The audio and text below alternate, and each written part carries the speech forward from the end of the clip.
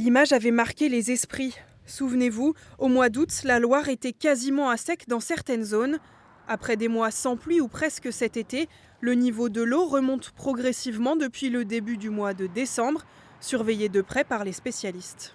On a eu un épisode pluvieux important. Ça a permis de doubler en fait le débit de la Loire entre début décembre et fin décembre. Mais même en doublant le débit de la Loire, ça fait un déficit de débit de 35% en gros par rapport à la moyenne interannuelle. En novembre, le débit de la Loire s'élevait à 205 mètres cubes par seconde contre 772 en moyenne sur les autres années. En décembre, seuls 386 étaient mesurés au lieu des 1150 habituels.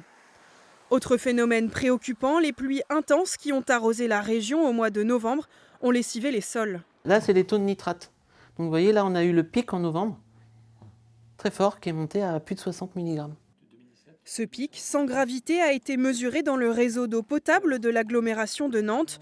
En ruisselant, la pluie a emporté avec elle les substances chimiques utilisées par l'agriculture conventionnelle dans les nappes phréatiques. Ce qu'il faut bien avoir conscience, c'est que la pluie qu'on a aujourd'hui qui permet de recharger nos nappes, c'est dès maintenant qu'on doit l'économiser.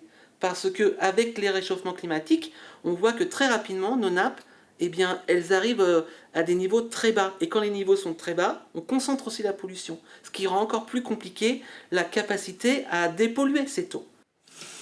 Sans attendre l'été, les scientifiques sont persuadés qu'il faut déjà rétablir des mesures de restriction d'eau en Loire-Atlantique.